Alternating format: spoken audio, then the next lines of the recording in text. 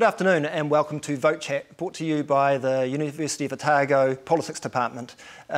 We're doing this in the media production studio at the university in front of a live audience, and welcome to those joining on the live feed.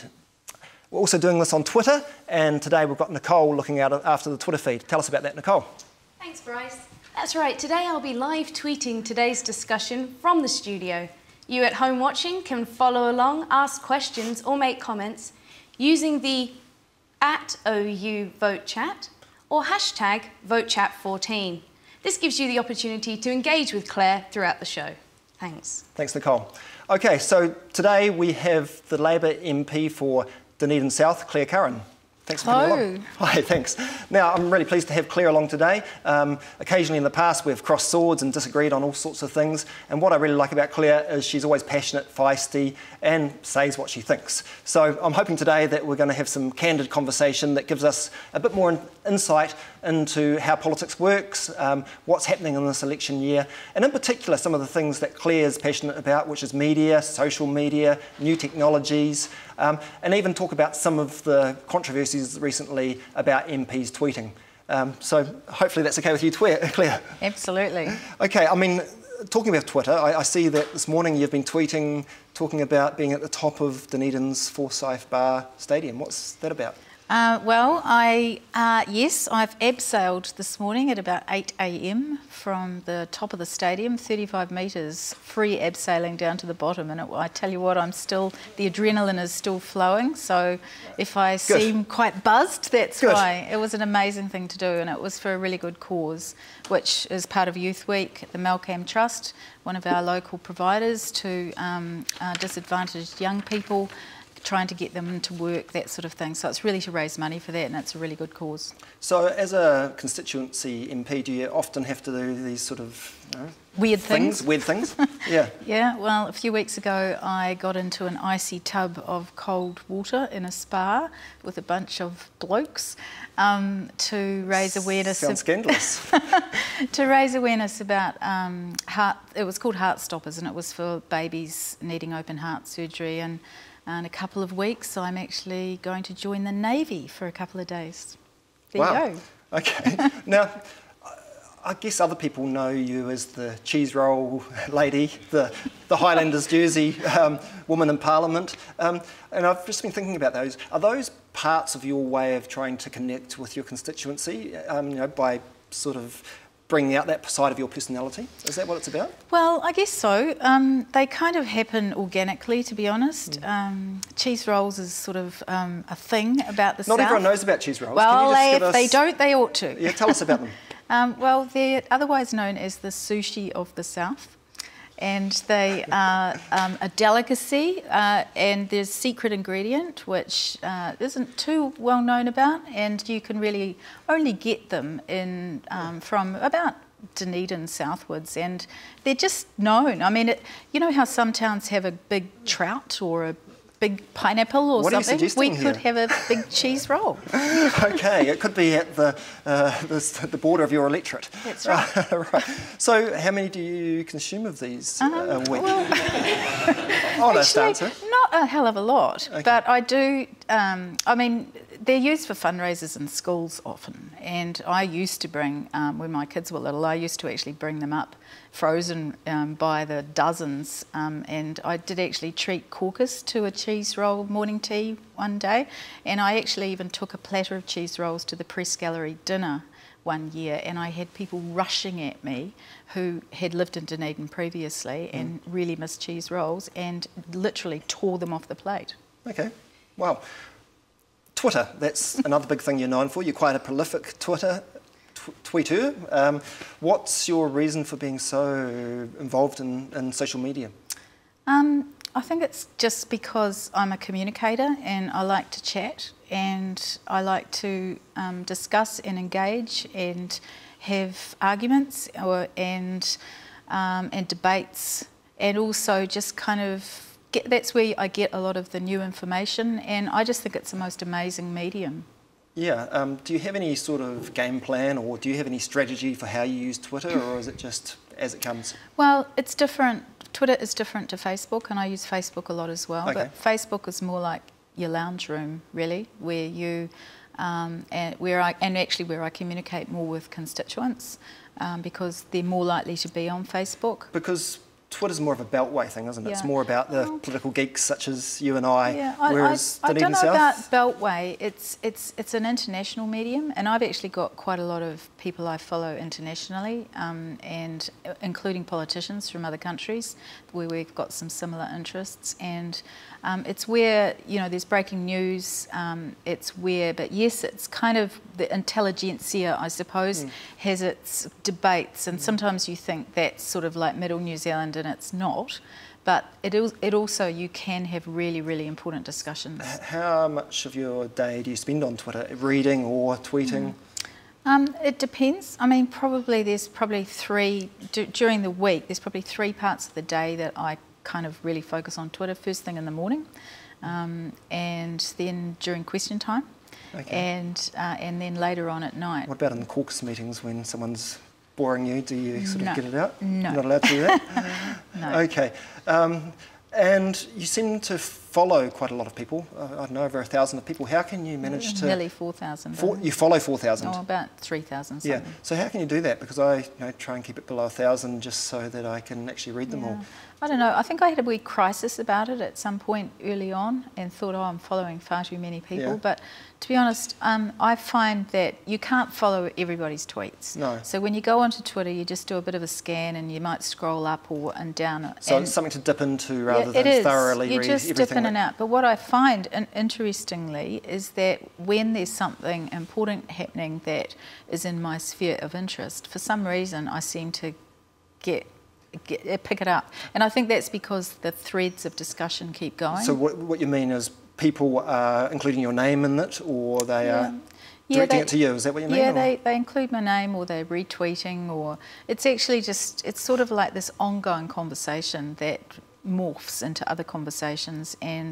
But when there's something really big happening or something of real interest, you do tend to pick it up because you're attuned to it. I think it's actually allowing our senses to kind of intuitively pick up things that are of interest to us. So what about some of the controversies with Twitter this year? We've had Judith Collins commit Twittercide, if you like, get off Twitter. She'll be back. She'll be back, yeah. So it's an addictive thing? Yeah, it is actually, and I think that's an issue.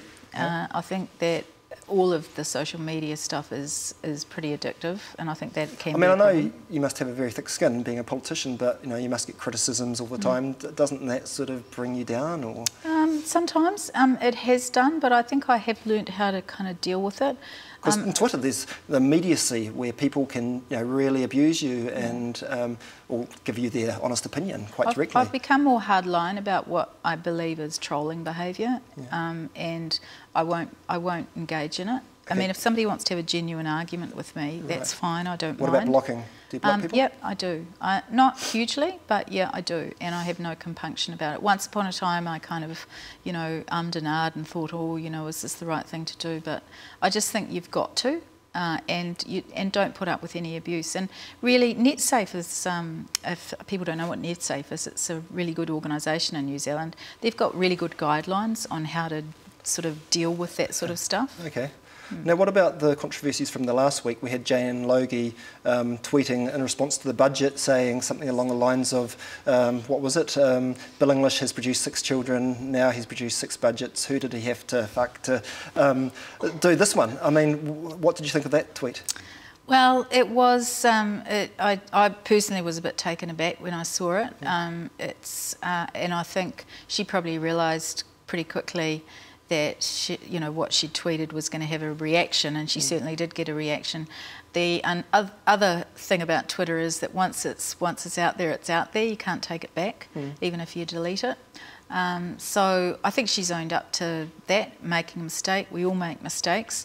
It probably is, I think it's one of those areas where you think, oh damn, I wish I hadn't done that.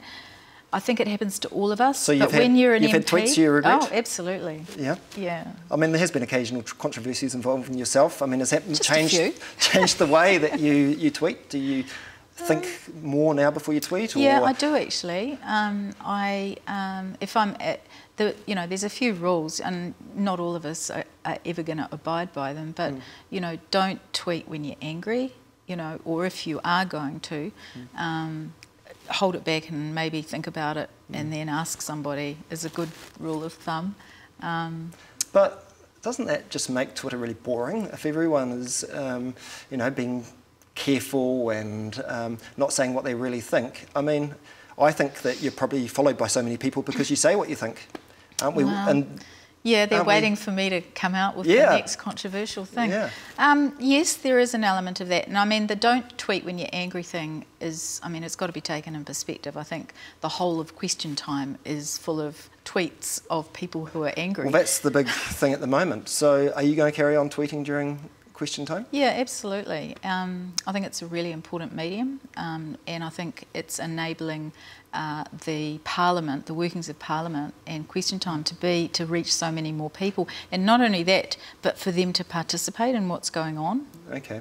What about the Trevor Mallard tweet this week where he kind of metaphorically called the Speaker corrupt? Was that sort of beyond the pale, or...?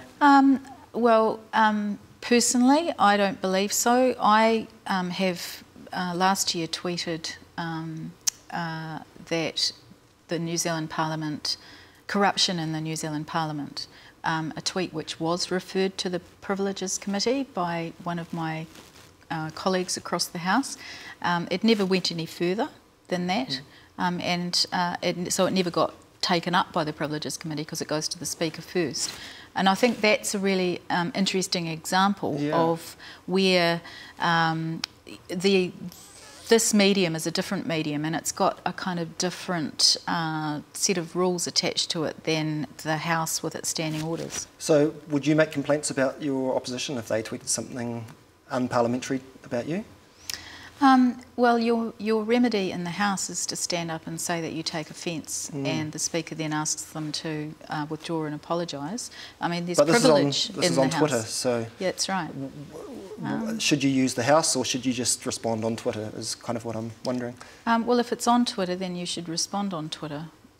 As a rule of thumb. So what about these ideas? Well, currently we've got the House, Privileges Committee looking at Twitter and whether it should be used in the House, and they might have some sort of clampdown. What do you think about this? Well, they might, but they might not, and I think it's a valid discussion to have. It's been had in other jurisdictions. The UK Parliament actually attempted to shut down the use of Twitter by MPs in Parliament. Can that be done? No, because it only lasted a little while, and then they realised that that was hopeless, and so they're back to doing it again. I think, there's various governments around the world that are trying to shut down social media. It's not working because the people just do a workaround. So I think what we actually have to do is learn to work with it and just try and let the medium evolve and try and show some good behaviour. What about clamping down from your own side? Does your party ever say, Claire, we want you off Twitter, or Claire, don't tweet about your colleagues or anything like that? No, they don't actually. Yeah. Occasionally, well, I think there's a few occasions where my tweets have been quite controversial and have had consequences, but no. Occasionally, if the leader is the one speaking on an issue, then people are asked to just hold their comments, and that's fair enough. But in general, we're adults and we're in a caucus and we're kind of all equals, and we should be able to know how to behave. Okay, moving to another area of new media, if you like, the blogosphere. I was just wondering whether you as a politician read the blogs, and who do you read? I read the odd blog. Okay, well, what about the biggest blog at the moment? Cameron Slater's just won the Canon Media Award for Best Blogger. Do you think that was a well-deserved award? Well, I don't think it would be any surprise to anybody to hear me say that I don't think he should have won that award, which isn't to say that I don't think he's a very prominent blogger and that it's a very well-read blog and that it does break news stories. It's my view that Cameron Slater isn't a journalist, But you don't have to be a journalist to well, blog. I think no, that's absolutely right. But I guess it's a set of media awards, and so maybe they shouldn't have had that category. Well, I challenge it because I think he is trying to convince the world that he's actually a journalist, and I don't think he is. And he's actually in the process of joining the Press Council at the moment, and I have some views on that. Okay.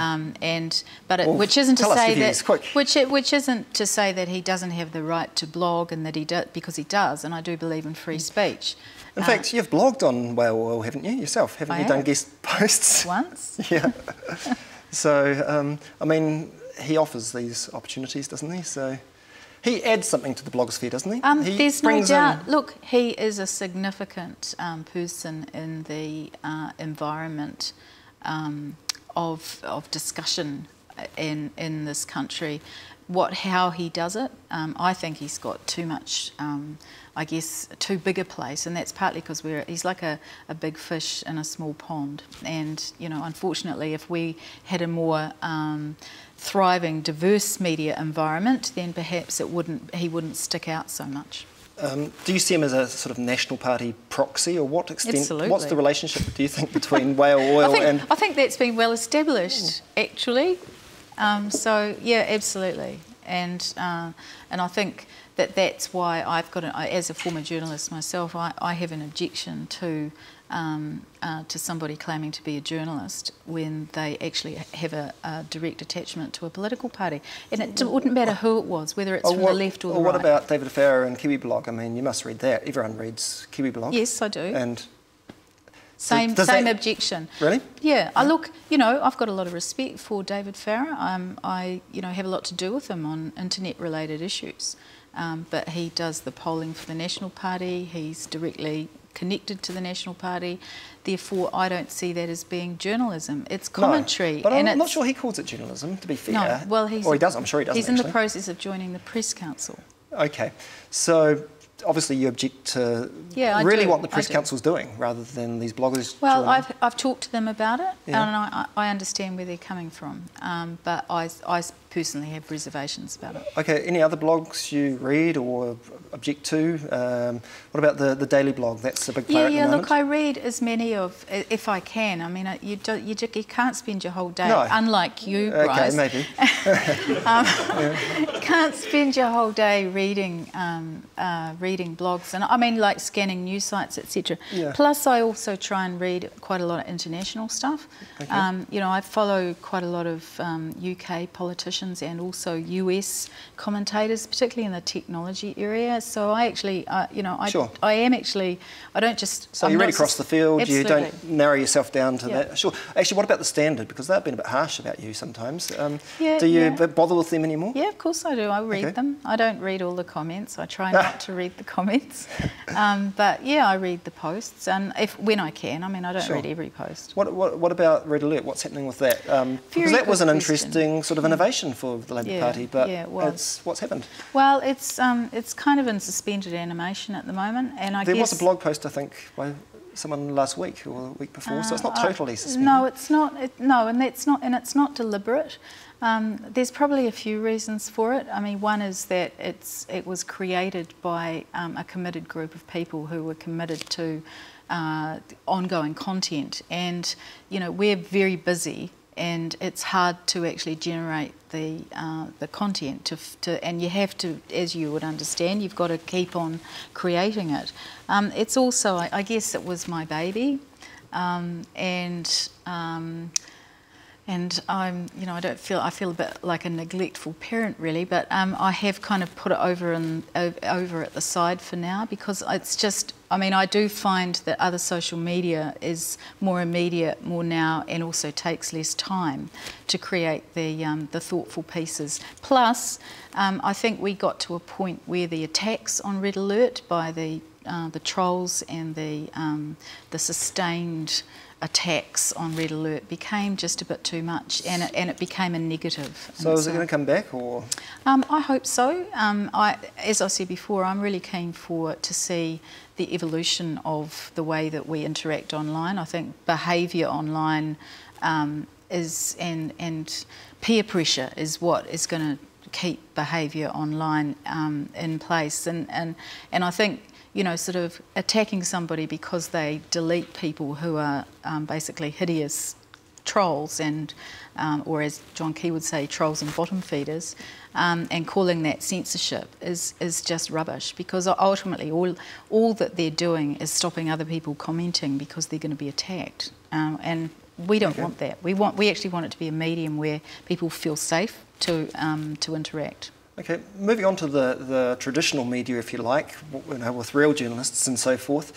So you used to be a journalist with the Nelson Mail, didn't you? Yeah. So when was that? Just a few years ago. I'm just wondering, I'm from Nelson. I used to deliver the Nelson Evening Mail on my bike. You were probably the paper boy. Yeah. Was this in the 80s or 90s? Or? Late 80s. Yeah, okay, yes, yeah, probably was. Yeah. Okay. So were you political at that stage? Or, because yeah, there's this discussion at the moment. I was a journalist. I was a really committed journalist, and then I went to Australia, and I was going to, I wanted to continue to be a journalist, but I realised that I was too passionate about issues. I mean, they had a nickname for me on the Nelson Mail, and they called me the issues reporter, you know, because, you know, I was passionate about climate change and things like that back then, and I love journalism, but I don't think I could ever go back to it because I am too opinionated. And most people go the one way, actually, don't they, from journalism into politics, and there seems to be a lot of that at the moment. I mean, you didn't make the direct step from being the head of Murray Current Affairs and News at TVNZ or anything, but there's a lot of controversy about that. And do you have any feelings about whether it's a good or bad thing? I think it's certainly not new.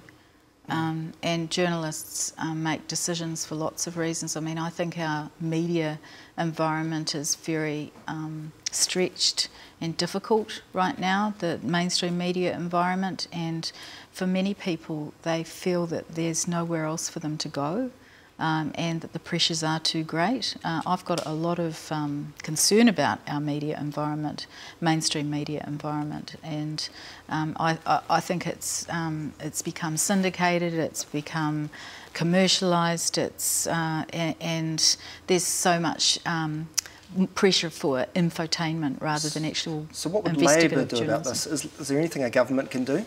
What are your policies on broadcasting and media? Yeah. Well, I'm not the broadcasting spokesperson. No, but they're still things you're really interested in, aren't they? Yeah, they are. They're things that, one of the reasons I stood for politics, actually, because I just see that as being such a painful part of the transition that we're going through. We've obviously got to embrace new media and new mediums, but I think that there needs to be more emphasis on the non-commercial side of... So, public broadcasting, is Labor going to bring back TVNZ7? Well, I can't answer that directly, other than to say that we've had a long-standing commitment to a new public broadcaster, and that remains. It's how it would be funded and what it would look like, so and it's got to be modern.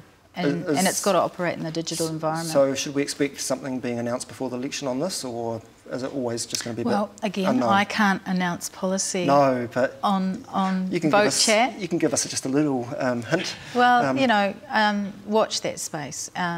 We were committed to it in 2011. We haven't changed that commitment.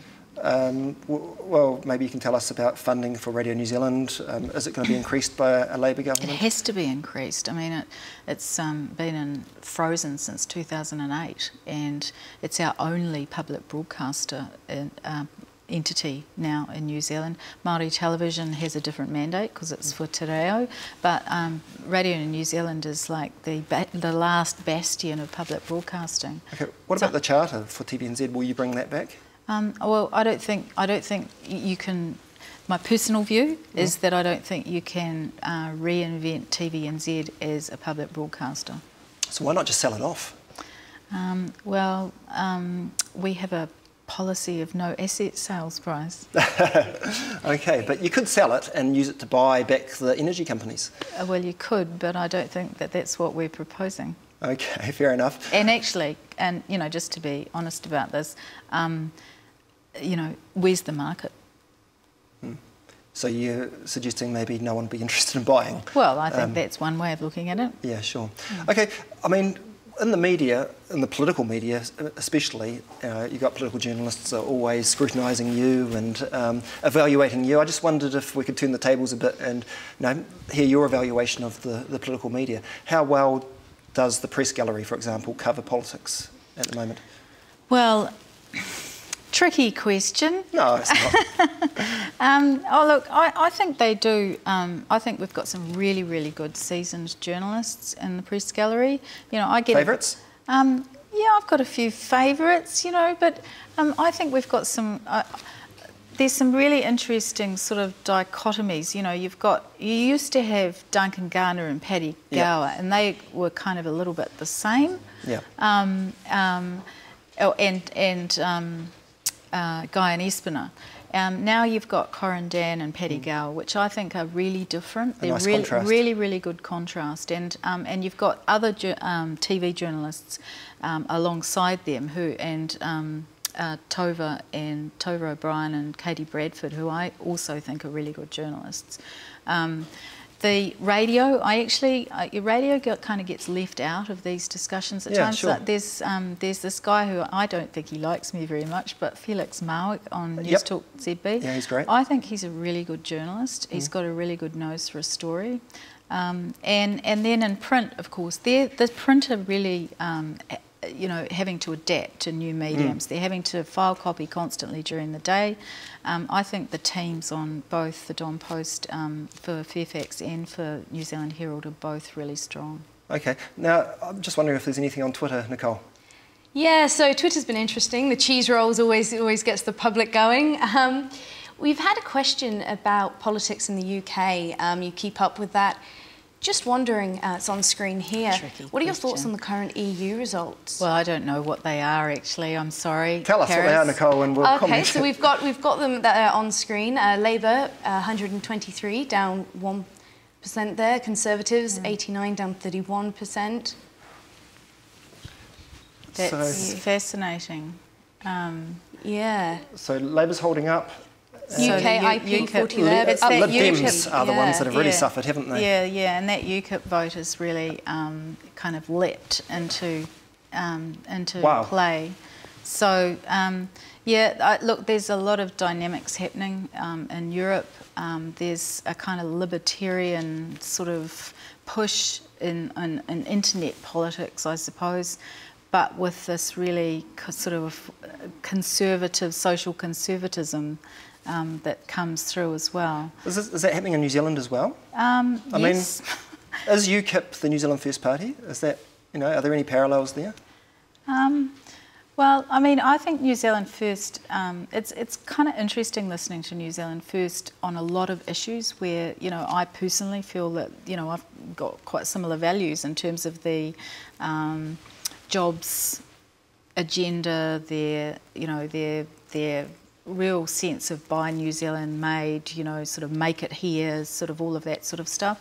Sovereignty issues. Well, that's UKIP, isn't it? Well, yeah, but then, they're also socially very conservative, which is which I guess is, and not in that progressive space, which is, I guess, where I feel very comfortable and feel that where Labour is pushing new boundaries, and I think that's a real difference. So. We're always going to clash on those things. Sure. What about on the Liberal Democrats? They've obviously been suffering from being in the coalition with the Tories. And it's a problem in New Zealand as well, that all the minor parties that go into government end up getting a lower vote at the subsequent elections. So, if Labour lead the next government, how are they going to stop the Greens or New Zealand First from also suffering? How are we evolving to let our minor parties survive, do you think? Well, you're talking to a Labour politician here, and I mean, and from my perspective, Labour, we want Labour to get the most votes, and we actually, that's our first But if you end up doing that at the expense of your potential coalition partners, you could lose. Yeah, very well aware of that. But I mean, we do have a fairly diverse electorate that is looking for different things. I mean, with the minor parties that are in the current government at the moment, they've compromised their own values. by voting, with the government on a whole lot of issues, the Māori Party particularly, on issues that really have affected Māori badly, and that's that they made that decision by going into coalition, that there would be certain things that they would have to vote with the government on, and things that compromised their own people. Well, they've possibly been saved a wee bit by having their ministers outside of cabinet, and I'm just wondering whether a future Labour government might try and do the same thing, keep the Greens or New Zealand First or whoever, give them ministerial positions but not let them into government. Do you think that could be certainly won't be. That's a decision that will be above my pay grade, and something that really will have to be determined after the vote. Okay, so thinking ahead then, what are your political ambitions beyond this year? How far do you want to go in politics? Well, I've always... to get above that pay grade that you're at the moment? It is interesting. It's a completely valid question, Bryce. I mean, I came into politics. I'm a conviction politician, proudly, avowedly so. I want to change the way that people do politics. It's one of the reasons I use social media, trying to have politicians interact with people on this level rather than having politicians up here. It's got its downsides as well. Open government, all of those sorts of things, that's what I'm into, a transparency agenda. I'm trying to change our party as well as and the political narrative. Now, that's interesting. What do you mean? How do you want to change the Labour Party? And I think we are changing, and it's not just about me, but I was part of a group of the 2008 of very idealistic politicians that came into Parliament and wanted really to see a new way of engaging with the public and being much more open and building more trust between the electorate I note that you've done all these things with Red Alert, the Open Labour, was it Open Government or Open Labour project? Labour, But I'm sort of wondering if you failed with these. And that's a fair enough question. I don't know. I don't think that's Is the party machine bigger than these kind of course it is, progressive but change doesn't projects? happen overnight. But actually, you can see that a lot of change has happened in the last 6 years. I'd say that the technology agenda, the impact of technology on our lives, the importance of access to technology, the rights of people to access technology, all those things, and also not to have blanket surveillance from the state, are all completely on our agenda. You are the ICT spokesperson, so tell us about this, because we had this leaked, policy. It was a very Machiavellian strategy to send the framework document for ICT policy to the Minister of ICT. And get her to announce it. Okay, but it had some interesting things in this idea of a levy for telecommunications companies. Is that going ahead? Well, we haven't announced any policy yet. Watch that space. I'm hoping to do 2 or 3 announcements over the coming weeks and months. The digital levy actually got quite a lot of coverage. It was like one sentence on that framework I thought that document. was the really interesting part. Yeah, it was a lot of people did. A different policy. Is it still on the table? I guess it's still on the table, hasn't been ruled out. But can I also say that if we are going to, as a nation, try and create more content, like through broadcasting or more content generally, New Zealand-based content, we are going to have to pay for it somehow, and that's one option. So it's kind of a New Zealand on air type scenario. The French, for instance, have a cultural tax, and they impose a cultural tax on across the whole of the communications spectrum, including the likes of Google, in order to fund cultural activities. But isn't Labor scared of putting new taxes on? Because you'll be hammered. Well, it's I'm not. As I said, it's not policy, but it's I guess one of a number of measures that might be thought about. And but we have to have the discussion about whether we think it's important enough to create more content that's actually New Zealand content and reflects ourselves and our culture. Okay, what about this digital Bill of Rights that you've talked about? Can you explain that? Because I'm still a bit confused about exactly what that would mean for the everyday person. Yeah, well, at the moment we've got a Bill of Rights, but it was created 14 years ago or however many years ago. It is I guess out of date in terms of the digital environment. There's an international conversation going on about this. One of the founders of the internet advised all countries to think about this area. We've put it out as an idea where it may not be a standalone piece of legislation, it might be a framework, or it might be framed in another way. What are the actual rights that I would have? Well, two really core rights are the right to access the internet, and not just making that rhetoric, but actually turning that into something that means something, like the 65,000 families in New Zealand with kids at school who don't have access to the internet. Now, they are part of the digital divide. This is the new measure of poverty and new measure of inequality. That's one. The other one is the right not to be have blanket surveillance, and making that enshrined in New Zealand. Now, that's not just for citizens, for our privacy. It's also a really important right for business to be able to operate in New Zealand and know that the data in that business is not actually going to be open to blanket surveillance. Okay, I think we've got a Twitter question, Nicole. Yeah, we've had a really interesting one here from Andy Turner. He's asking about the upcoming election and whether or not you feel that Labour has a cohesive media strategy in preparation for that election.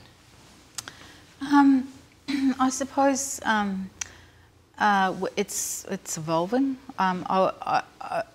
I think we've got quite a lot of strategies in place, and I think you should just be watching how MPs interact with the public and interact generally. And I think that we're probably, the Labour Party is actually probably much more onto this than the National Party in terms of the way that we engage. Perhaps I think we've got a bit more work to do on the cohesive part of it, but I certainly know that we're really out there in the social media space and have been for a long time. So it's not like we're just suddenly appearing in the social media world. The other thing, really important part of a real social media strategy is that you're not just broadcasting your media releases and broadcasting your speeches or whatever, but you're actually trying to engage with people and actually have real conversations. Okay, actually in terms of that, Matthew Beveridge, he's the Twitter scholar of the moment, he wrote a profile on you, and I think his critiques of you were saying that you don't talk about Dunedin things enough, and he noticed that you were very, I guess, critical, which might just be a factor of being in opposition, but he said your tweets were quite negative. What do you think about that? Well, I mean, I have to take the critique. I have reflected on his critique. I didn't agree with him at the time. I think he said positive things as well. I got cross with him. Really? I've since got uncross with him. I personally, I talk about Dunedin all the time, and I have to say that there's, I say great things about people that I meet and places that I go, but there's a lot to be worried about in Dunedin, and there's a lot to be really concerned about, and I'm not going to resolve from that. Okay. Now, going back to this digital divide that you mentioned before, I mean, what's Labour actually going to do anything different apart from having this Bill of Rights, which says people should have access to the internet? Is a Labour government actually going to make that happen? Well, we have to, absolutely. I mean, in your electorate there must be all sorts of parts, Brockville or whatever, that don't have ultra-fast broadband at the moment. What's Labour going to do to make that happen? Yeah, well, as I said, I'm not announcing our policy on Vote Chat. I know you want me to, yes, please. But so I could just give you a few wee teasers that the first part of our policy is really around the digital workforce and the digital economy, and around what we're going to do to equip our people coming through school and through university to be the people that we need in the workforce, and how we're going to incentivise industry, and how we're going to actually be a hands-on government in that area for ICT, seeing that as a real growth area. Then there's the whole connectivity part. Where are we at with connectivity, with broadband, all that stuff? What can we do better to leverage communities to make everyone a gigatown, not just one little town in New Zealand? And then lastly, it's all about inclusion, because that's the Labour part of this. This is actually, if we don't address the digital divide, then we will have failed. Okay, but on all these digital issues, aren't the Labour Party in danger of the Internet Party kind of stealing all your thunder and doing it better?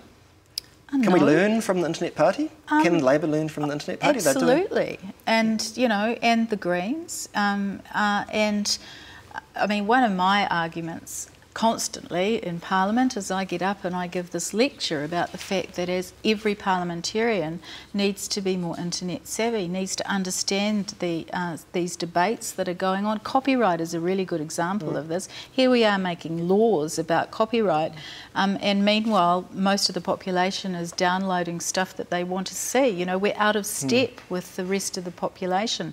That's one of the real problems in our Parliament at the moment, that we're not tech savvy enough. Okay, we've got a question on Twitter. Nicole? Yeah, we do. We've got a wonderful one from Karis Goodwin. She's interested in what differentiates your conception of an Internet Bill of Rights from Gareth Hughes. I think there's probably quite a lot of commonality in our thinking, but I think what I've been doing, rather than putting out something to crowdsource and which is maybe what I would have done a few years ago, and just putting out a few ideas and saying, here, everybody, you come back with your ideas and we'll crowdsource it. I've actually been going around talking to a lot of people in the legal community, in privacy area and in the internet communities, and trying to work out and looking at what's going on internationally and trying to work out where New Zealand actually might be able to do something that's useful for citizens' privacy, but also as an economic lever, because I reckon that, you know, a digital Bill of Rights needs to be something that we could use to actually be seen as one of the best places in New Zealand, in the world, to actually set up business and do business in the internet environment. Now, I'm aware we're running out of time. I've only got a few more minutes, so I really want to get into discussing some Dunedin things before we finish, and then the general election. So how's the fight going for Dunedin South for the coming election? Got an awesome team. Yeah. You know, we've been out door knocking, we've been canvassing for months and months, and I think really it's about embedding yourself in the community, making sure this. I mean, we've been talking about the internet and social media, you know, for most of this conversation. Nothing beats face-to-face contact with real people in your electorate, and that's what has been going on in Dunedin South. And it's probably, you know, for the last 2 years, building up a plan around that. Who are you up against? Who are your opponents? Do you know? Bryce, it's interesting you asked me that, because I think it's breaking news that finally, just how many weeks before the election, the National Party have finally decided to put somebody up against me. Well, I think it's a young guy from Auckland called Hamish Walker, who manages real estate. This is what I discovered on You look happy about this. ODT online. I think you're thinking that this is someone you can accuse of being a carpetbagger and someone who's a used car salesperson. Is this your campaign strategy? Well, I'll just be interested to actually have somebody that on the hustings with me. I'm happy to take him to South Dunedin and show him where all the, you know, low-income people live. You know, it'll be interesting to see how someone can come in from Auckland and campaign on the streets of South Dunedin. Are you confident that you'll be able to turn around your slip in your majority at the last election? Well, first thing to say is that in first rule of politics, never assume. But I think that what happened last election was a pattern right across the country, particularly the South Island, of where Labour lost its party vote and its party vote crashed. That it happened in Dunedin South is terrible. I'm absolutely determined to turn that around. So is my team. You can't do anything without your team, and ultimately it's going to come down to how many people turn out and vote. And of course, in the end, it's going to be the party vote that's the most important one for probably you and David Clark campaigning. Very clear about that. Yes, and you know, last time I think National beat you in the party vote for overall in Dunedin. How are you going to turn that around? Well, we're just out there campaigning really hard and doing that grassroots work, which is actually how you win elections. Are there any unique issues in the Dunedin electorate that you are campaigning on, that you're fighting, that are different from, I don't know, everywhere else in the country? Well, the big issue in Dunedin is our economic future, is about jobs and where are the jobs. I mean, as I understand it, in the last year, Dunedin itself has lost around 5% jobs. Now, that figure may not be out there that's talked about by, you know, the mayor or the Chamber of Commerce, but it's a real thing. In Balclutha, right next door, in the last month, they've lost 4% of their jobs in that area. Now, this is really serious stuff for New Zealand. So regional development, where is our future, and which party is actually going to offer the real change in that area? That's what's going to matter in this city. Okay, so thinking about the larger Dunedin fight, if you like, I'm just wondering if you care to give any evaluations of your fellow colleague Dunedin-based MPs. Michael Woodhouse gave his evaluation of them all last time. How do you think Michael Woodhouse is going as a minister and a local MP? Well, I mean, I try to be, you know, we actually all have to operate in this town. We're all colleagues. You know, I'd like to see Michael being a bit more passionate about the future of his city and actually standing up for Dunedin issues more. For instance, our health system. I would have liked to have seen him stand up for Hillside, and he says he's standing up for keeping Invermay out at Mosgiel, but you know, I'm yet to see it. And we've just lost 180 jobs in the forestry industry in South Otago. I haven't heard him say a word about that. So, you know, where is he on these issues? Okay, what about your other Labour colleagues, David Parker, David Clark? How are they going? Well, David Parker is, you know, the deputy leader of our party, and he is still based in Dunedin, but he has a big job to do right around the whole country. He's our ultimate pointy-headed guy, and he's coming up with all this incredible policy. David Clark and I work really well together. It's very collegial. We work together on issues, and so we're working together on Invermay. And we talk a lot about these issues. We see these issues as affecting the whole city and try not to make it a north-south divide. Okay. For the general election then, I just wondered if you're willing to give us some predictions, forecasts about some of the key outcomes. I won't bother asking you about Labour and National, how they'll do, but what about some of the other key parts like the Greens? How well are they going to do? Are they going to get more or less of the vote than they got last time, for example? Well, it's going to be a Labour-led government. Yeah, I know you're going to say this. Look, I don't know. I mean, history would tell you that the Greens end up with less of the vote than they poll before an election. Whether that's going to be the case this time or not, I don't know. We've got some other dynamics in play. We've got this potential alliance between the Internet Party and Mana. Yeah, how's that going to affect Well, that's things? the wild card. For me, that's one of the wild cards in this election. So you're taking it seriously, and you think that it could have an impact I take it on the outcome? seriously, and I see, because I see that, you know, there's a definite pitch to a part of the population that is quite disengaged from politics, but is still quite savvy. So just give us a prediction with mana.com, if you call it. Depends on whether they manage to do an alliance and if they're able to bring in a seat, and if they are, they could be players. So we could be looking at 2 seats as a whole if it goes. It's possible. It's possible. Okay. But I also have to say that it could come down to New Zealand First holding the balance of power. Yeah, what's your predictions with Winston Peters and New Zealand First? Will they be over 5%? Who can predict anything? You with can. Winston You're in Peters? the midst of it all. Well, you know, I think I never underestimate Winston Peters. So that's yes, they will be back in. I suspect they will be. Yeah. And your gut feeling for whether they'd go with Labour or National if Peters has the choice? Well, that will have to be a choice that they make. But if you listen to their positions on pretty much every piece of legislation and the way that they have pitched themselves, it would be curious if they went over towards National. Okay, and last one, the Murray Party, will they still be in Parliament after this election? I think they'll struggle. So maybe 0 seats, or 1 or 2? Maybe 1. Okay, well thanks Clare Curran, that's all we've got time for. That's been a really interesting discussion, and that's all we've got time for. So join us again in a couple of weeks when we're back. Thanks. Thank you. Okay, thanks. Oh, that was fun.